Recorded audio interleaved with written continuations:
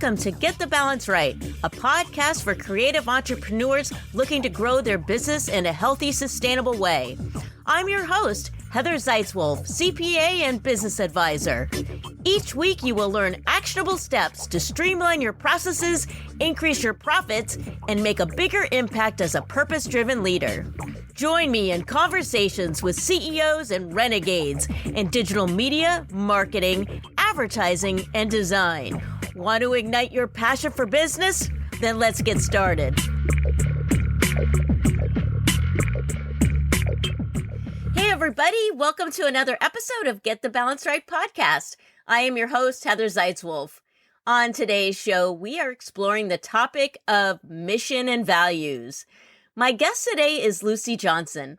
She is the founder and CEO of SHiDO, a vegan digital SEO and marketing agency whose passion is to make ethical businesses viable online.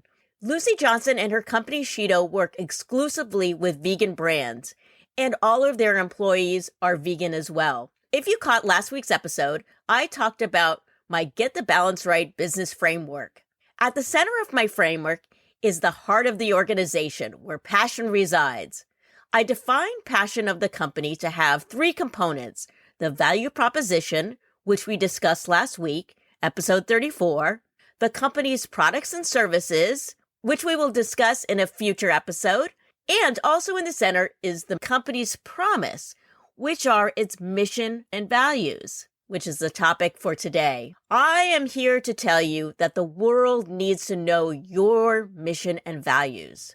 As business owners, we should be shouting our mission and values from the rooftops. If you think it's a waste of time, I beg to differ.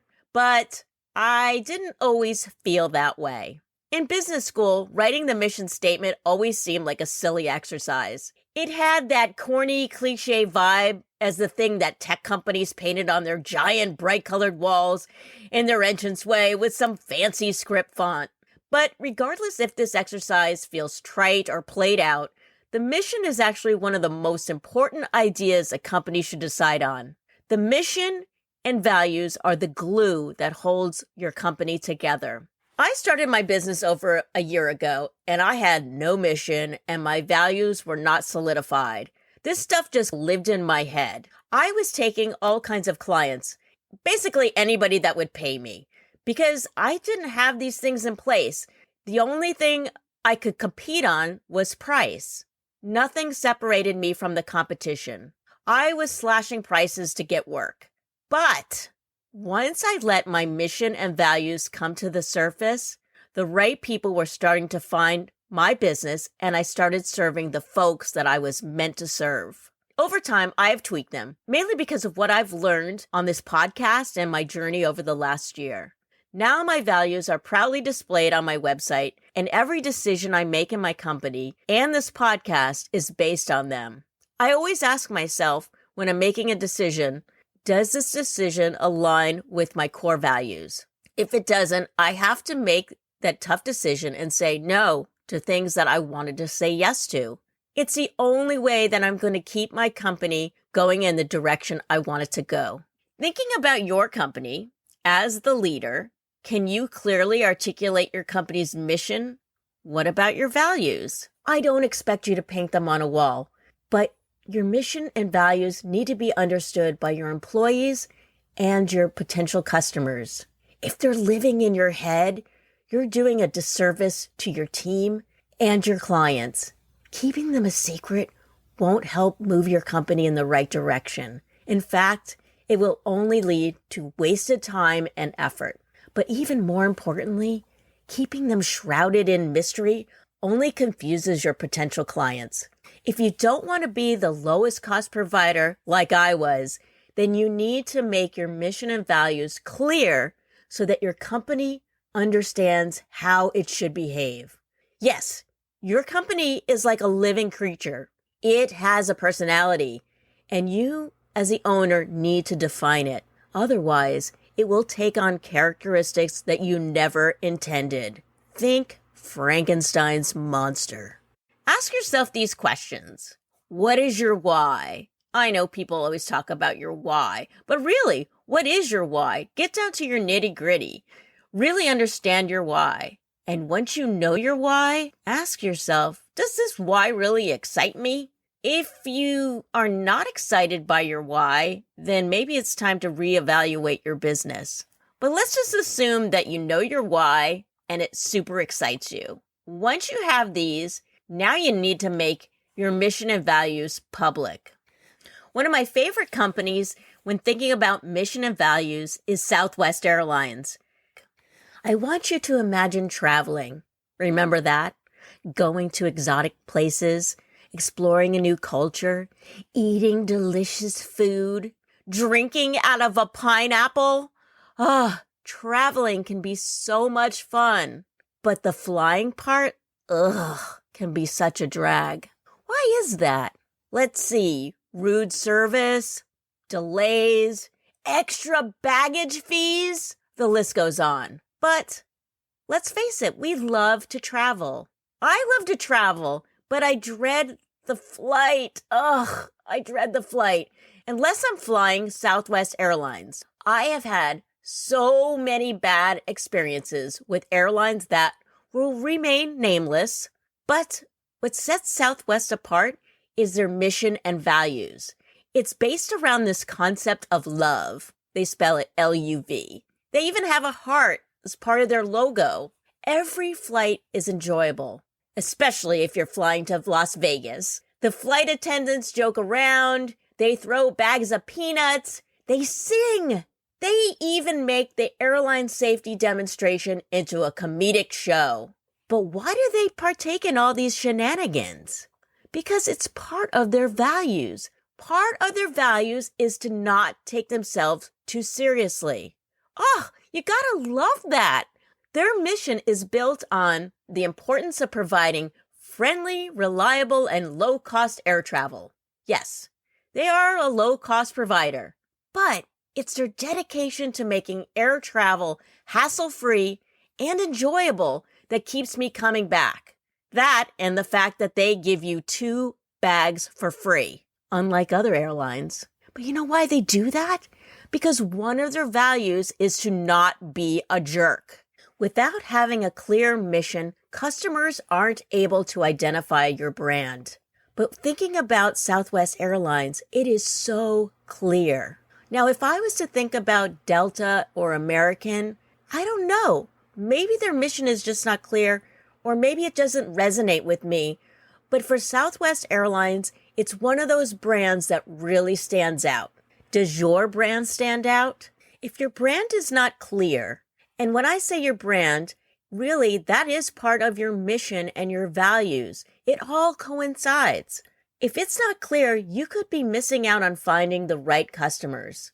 Customers are seeking out brands that align with their value system. If it's not apparent, then these prospects may just pass you by for someone else whose values and mission aligns with them. As my listener, I care about you. I would love to see your mission and values. I designed a worksheet to help you create your mission and values. If you haven't written them out yet, or they're not clearly defined, please download the worksheet. Fill it out, hang it someplace where you can see it every day. Your success is important to me. I would love to see your mission and values. Please send me a copy or take a photo. Send me a message on Instagram. Send me a link to it. I would love to see it. In the show notes, there is a link to download this worksheet. If you need help creating your mission and values, I can help. Book a strategy session with me, and we'll get everything hammered out and clearly defined. Just follow the link in the show notes. All right, I am so excited to share my conversation that I had with Lucy Johnson. She has built her digital agency around her passion for veganism. In this interview, we dive into her values and how it defines who she serves and hires. I also tap into her knowledge about SEO and some trends that she's spotting in the vegan market. All right, please enjoy my discussion with Lucy Johnson from SHiDO. Hello, Lucy Johnson from SHiDO. Welcome to my podcast. Hi there, Heather. Thank you for having me.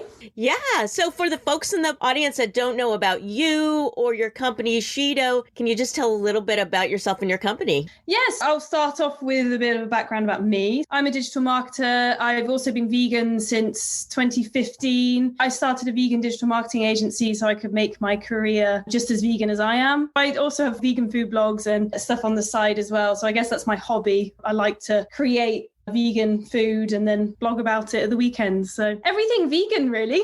Besides being a digital marketing agency, what else does SHiDO provide? I know you do SEO. We were born as an SEO agency. SEO is my background. But as we've grown, we've been able to increase the team and we can now do ads, also email marketing as well. And also content marketing as a thing in itself. It does make up a large part of SEO, but also content on its own. So building brand voices and being able to put out things like social captions, email marketing and all sorts. Mostly SEO though. And you have a lovely accent. So where are you from? So I'm from just outside London in England, but currently in the countryside in the east of England, which is a bit quiet, but it's very pandemic friendly because there's not much that goes on around here. Do you serve clients just in England, UK, all over the place? Who do you serve? I can serve the whole world as long as they're English speaking. But actually, I started SHiDO because I was a digital nomad and I have a fully remote workforce. It was born from my lifestyle. I was traveling and working, and the agency, I was able to build around my lifestyle. And I was going from, say, like Vietnam to Mexico to Cuba, and I was all over the world. And then the pandemic hit. So I came back to England. I actually got more time to focus on SHiDO, and now it's grown since then. But it was actually initially a kind of a nomadic enterprise. We can serve anyone, really. Wow, you are doing exactly what I want to end up doing, is to become a digital nomad. I know there's a vegan travel agency that has established some different places where vegans can travel and work. Were you doing it some sort of vegan travel agency, or are you just doing this on your own? In 2017, I think it was, I just had this kind of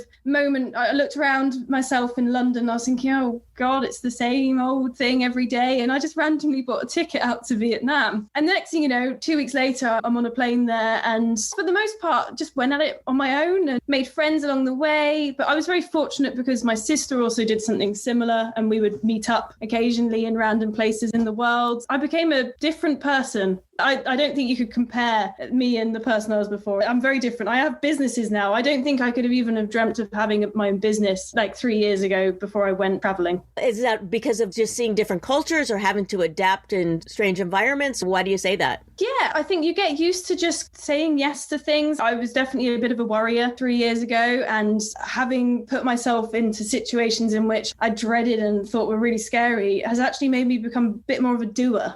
I'm less of a thinker and more of a doer now. I'm just like, okay, that's a great idea. Let's go for it. Being an entrepreneur, you have to be a doer. You can't just sit around and think about ideas. You have to actually take action. One of my concerns being a digital nomad was Wi-Fi and having high-speed internet. Was that ever an issue for you? Oh, yes. It's always been great. And I've got to say that most countries will surprise you and actually can be a lot better than England, because at the moment, the internet here is touch and go. But I will say that when we were in the Bahamas, I was with my sister at the time, we were in the Bahamas, and it was all fine there. And we decided we'll go to Cuba. So we didn't know much about Cuba. We knew that we wanted to go, and we knew about the kind of the issues between Cuba and America and all sorts. But we didn't realize that they didn't really have internet. We got off the plane and we're looking for internet. You know how most airports have internet and you connect. Couldn't find any, and we don't really speak Spanish. Then we got to our Airbnb and he gave us this kind of Wi-Fi card, and it was for 1 hour. And he said, you have to go stand on the corner. So we're there with our laptops. We've got to send some emails. But actually what it taught us was that we can't always be present for work. Like sometimes you got to shut off and sometimes you got to have a break. And Cuba taught us that. Other than that, do you have to use your phone sometimes to have a hotspot, or do you just always try to travel where you definitely have Wi-Fi? Is that an ongoing concern? It's always making sure that if you're staying in an Airbnb, do they have Wi-Fi? That's the big one. And if they don't, then is there a nearby co-working space? And actually, there's tons of great co-working spaces in Europe. One of my favorite places to go is Berlin. And Berlin is full of co-working spaces. So you can just go and spend a month there and just use one of those places for a while, research it beforehand. But most places are fine. I don't think I struggle, other than Cuba, definitely. That's good to know. Berlin is a hotspot for vegans. I've had friends that went to Berlin Berlin and they came back and told me about all the wonderful food that they had there. Yeah, I love Berlin. You can have vegan donuts. There's vegan Vietnamese food, vegan Korean. They've got vegan pizza places. Yeah, it's everything. And actually, it's like London as well. They're both very vegan friendly places. Oh, that's awesome. I didn't know that about London. That's very cool. So now the name of your company, SHiDO, what does that mean exactly? Seed in Japanese. It means a lot of things. For me personally, it's a period in my life where I'm growing, and I'm definitely growing my business as well. But also what I'm doing for vegan businesses is helping them to grow. And I love Japan. I've spent a lot of time in Japan. The two just made complete sense. It just hit me and I was like, yes, SHiDO. You have a team, or are they all virtual as well then? Yeah, and they're all 100% vegan as well. So I make sure everyone I hire is vegan, all my clients are vegan. And yeah, they're remote. It's a mix. So I work with some people in the US and also in Australia and some around Europe and actually some in Vietnam as well because they're living out there as expats. Everybody that is vegan, they have their vegan journey. Can you tell a little bit about how you became vegan? For me, I was actually born vegetarian because my mum and my dad were veggie, but then we started eating meat, I think probably after being a few years old. I had two siblings and they're both fussy eaters. It just stopped being feasible for my parents. It was a natural thing for us to eat vegetarian food, but I became a massive meat eater. I loved steak, I loved sausages. It makes me feel sick to think about it now, but I was. When I was at university, I did a politics degree and there was a course on animal rights and I took it and I thought, that's interesting. And then I read a book by Peter Singer, Animal Liberation, and I just couldn't understand why I'd been eating meat. It hit me and it's like a mental switch, isn't it? I've talked to a lot of people that just say it's like something goes off in their head and you can't think any differently anymore. You see the light, essentially. So Peter Singer, I've got him to thank. The switch went off for me as well. I know some people that went vegan and then they went back, but I think that switch was never actually switched on because after that is switched, then you start to look at animals in a completely different way. You can't even think about the idea of eating them. It just seems disgusting. Yeah, exactly. What was your reason for making the switch? My husband and I actually went on a diet, and I've talked about this on the podcast, so I won't go into it too deep, but we eased into the diet. So like we gave up eggs one week, we gave up chicken another, and then fish was the last thing. So we did it for health reasons. And then after the meat had left my body, both my husband and I, we had a switch. I started to look at vegan pamphlets in a totally different way, like I had seen them before, and I just turned a blind eye to all the horrific things that were happening in slaughterhouses and all of that, and started to see animals in a different way. When you are going to a grocery store, meat is packaged up like you don't even think about where it comes from. But now the switch has gone off. You see the blood and murder, and it's just disgusting. Even like eggs disgust me. Like, how did I eat an egg? What? Yeah, and it's interesting you say that because even though I've been vegan for 5 years now, I still call it meat. And I realized that that's a meat eater's term. It's an animal. I'm training myself now, and meat is a way of meat eater basically allowing it to be sold as such. That's something that I'm trying to do this year, is to stop referring to it as what meat eaters refer to it as. Pork, it's really a pig. Yeah, I think those words were designed to make it more palatable to the eater. Hey there, this is Heather. I hope you're enjoying the podcast. And if you are, if you wouldn't mind, please hit the subscribe button now. That way you'll never miss an episode. All right, now back to the podcast. Let's talk about why you serve vegan. Why did you decide to make that your niche? I came into digital marketing because of my own website. So I've mentioned my blog. I also have an editorial website with my sister called Vegan Sisters. I knew how important SEO was, and I knew how difficult it was to get it right. That's how I got into digital marketing. So that was always there in the first place. And then I realized that I could use my skills to help other vegan businesses as well. And I don't think it ever really came to me. I think it was just a very natural decision. When I started up the business, I just thought, why not? Why not focus fully? They're my ideal client. I want to help vegan businesses. I made the decision. Some people thought that there wouldn't be a big enough marketplace for it, but I've stuck to it. And I'd say 2021 is looking like an amazing year for vegan businesses. It's only going to get better. But then also, I guess the main reason being that I want vegan businesses to win. I want them to win when the competition aren't vegan. Let's say, for instance, Ben & Jerry's ice cream, they have vegan ice cream. I want the vegan business to win. When someone is looking for vegan ice cream, I want the vegan business to get that customer, not Ben & Jerry's to get that customer. Whilst I think it's awesome that Ben & Jerry's have vegan ice cream, vegan businesses should win. That's my goal. That's why I've done it. When you're serving these vegan clients, do you dig deeper into another niche within it? Are they food producers? Are they stores that produce vegan leather? Who are these businesses? It's interesting you say that, actually, because whilst my client base is 100% vegan, some don't even try and push the vegan message necessarily. It's a more subtle thing. Sometimes some of my clients within it are going for the plant-based thing, or we're just trying to give a message of veganism without having veganism advertised anywhere. Also, we work with vegan food, e-commerce stores, so anyone that's selling anything online, and also service-based businesses as well. So I work with vegan personal trainers. I work with a vegan ice cream brand, hence why I mentioned vegan ice cream. Yeah, it ranges. Mostly, I work with a lot of vegan women. I think that's because I'm a woman myself, so it tends to be my ideal client. It just seems to work out that way. And how do you get your clients? Is it mostly from referrals? Actually, through LinkedIn to begin with. I have quite a good presence on LinkedIn, but also through my website, through SEO,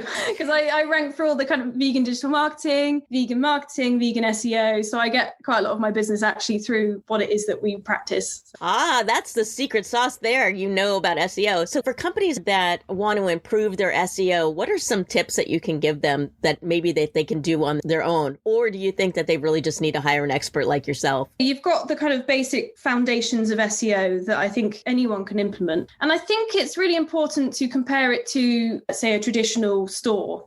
If you're selling to someone right there in person, it's about telling them exactly what it is that you do. You get that opportunity to speak to them and you sell your products. So you need to do that online. You can't have a website where your products are just there without any explanation of what they are and what problem they solve, who they're for. So that's why it's really important to have that content there on your website. So I'd say that's probably one of my biggest tips for anyone that has got an online store, anyone especially that may have made the move during the pandemic. Basically, have content on your website. You can't have a website which just has your product on it and expect people to find it and to buy it. So make sure that you're blogging about it and so on. That goes for service-based businesses as well? Yes, there's the 3 pillars of SEO, and one of them being content and having a good content strategy. What is it that people are searching for in order to find your business? Let's use an example of vegan cheese. There's 27,000 people every month in the UK searching for vegan cheese. How are they searching for it? It might be things like the best vegan cheese near me, vegan cheese in the UK, for instance. So have those kind of topic areas covered in your blog. The second pillar is outreach. So basically making sure that other niche related websites are talking about you on their websites in the same way that you would in a natural network with friends and family. If one person recommends a business, you're probably going to go and try it out, aren't you? So the same online as well. And then the third is the technical side of things. That's where it gets a bit trickier. So obviously that's making sure that your website is healthy, making sure that there's nothing like broken links on it, just making sure it's optimized. Those are the 3 main pillars. And I'd say the easiest one for people to get started on, if they don't have the know-how and the skills, is the content. When you're saying that other people are mentioning you on their website, do they have to provide a link for that to create SEO, or is it just the name is enough? This is the difference between it being digital PR and it being SEO. SEO needs the link, and it needs to be on a good website that isn't spammy or dodgy. If it's niche related and it's a high authoritative kind of website, then yeah, that's great. But in terms of digital PR, obviously you don't need the link. It's just about getting your name out there. But that's where the two kind of cross over. So you could do a lot of your link building with PR at the same time. You actually offer a freebie, and it's an SEO video audit. What is that about? What I do is I go onto your website and I will have a look at the way that you can navigate through it. I'll have a look at your blogs and I show you some top tips that I have about your website. I'll then show you some analytics, maybe a bit about your competition. And then I give you some kind of areas where I think you need to improve. Yeah, just some free tips really, and a bit of an insight into what it is that I think your website needs in order to rank better on search engines. Wow, that's a great freebie. Then you also have a DIY guidebook. Would that talk about some of the pillars that you just mentioned? Yes, the idea with that guidebook is to simplify those 3 pillars. So it gives you actionable steps that you can take each day. Basically, it gives you a task to do. And at the end of it, those are all the things you need to continue doing in order to do your SEO. So hopefully, as a guidebook suggests, it'll guide you through. I heard that Google, they won't rank you as high if there's bad old information out there on you. that some of these websites where they go out and they grab information, is that a myth or does that hold any weight? The website, so on directories and things like directories, that. Yeah, directories with old information. That depends on really where that old information is being stored and whether or not it's seen as a bad thing. And definitely always try and get in the habit of updating old information, especially, for instance, if you've got a link on a directory that isn't your current website and is an old one, and maybe people are stumbling across it and going to the wrong place. So that's definitely a reason to update it. Yeah, keeping things updated, if you haven't got the time, it's not the end of the world. It's just one of those things. You can't always have all bases covered, especially as a small business owner. But the thing that is really bad for your website in terms of those links is if they're on really spammy websites. If you have a bunch of really spammy, dodgy backlinks, you can tell search engines like Google to disavow them. So basically they don't show up anymore. Oh, I didn't know that. Wow, that's cool. Besides vegan cheese being searched a lot, do you see any other trends happening with vegan businesses for 2021? Yes, I'm definitely seeing a lot more like sustainable stuff. So anything plastic free, for instance, like shampoo bars, even just the search term vegan is going up. I believe I looked at it the other day. It was like 90,000 people searching for every month in the UK, just the UK. But yeah, definitely vegan food brands as well. So like snacks, protein, vegan protein, that's on the rise without a doubt.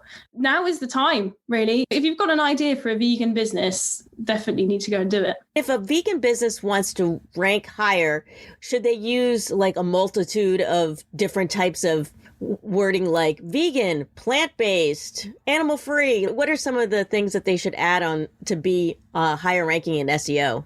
Definitely. The trick is to basically get that kind of word in there enough. So your kind of keywords like vegan in there enough that you rank for it, but it doesn't look too like stuffed. But yeah, definitely words that are related, synonyms and so on. So actually you could use plant-based interchangeably with vegan. But I would recommend actually looking at the search volume of each of those, because vegan tends to have a higher search volume than what plant-based does. There's just more people using the search term vegan. So you could potentially have a page where you're optimizing it for the word vegan and then another page you're optimizing it for the word plant-based, which is what a lot of people tend to do. How do you find out about these rankings? Do you use some sort of software that's analyzing this? Yeah, there's a whole bunch of tools that you can use. We use SEMrush, which is a paid tool, but actually if you sign up and don't pay, you get 10 searches for free every day. They have a thing called Keyword Magic tool, which is our favorite tool to use. Yeah, you just get 10 searches free a day. If you're a small business owner, you're not going to need more than that. Basically, it just gives you an overview of the search volume, the keyword difficulty, and the results. There is another free tool that a lot of people tend to use, is by the guy called Neil Patel. He's well known in the SEO industry. He has a tool called Uber Suggest, and I think that's 3 free searches a day. Wow, cool. Thank you so much, Lucy, for being on the show. We've talked about your business, but how can people work with you? Can you tell us your website and the best way to contact you? Yes, I've got the free video audit. They can find that if they go onto SHiDOdigital.com. They can see our website, but also there's a tab called Free Resources on the menu bar. Under there, they can see the guidebook and also the free video audit. If they want to contact us on Instagram or Facebook or LinkedIn, it's all at SHiDO Digital. So all of our handles are SHiDO Digital. Perfect. Thank you. Awesome. Thank you so much, Lucy. It's been great to have you on the show. Thank you for having me. I really enjoyed chatting with you. Hey, this is Heather. Thanks so much for listening to the podcast. If you found value in the show, I'd really appreciate it if you gave me a rating on iTunes, or just simply tell a friend about it. And if you're interested in learning more about my profit advising and coaching, please set up a discovery call by using the link in the show notes. All right, thanks so much and see you next time.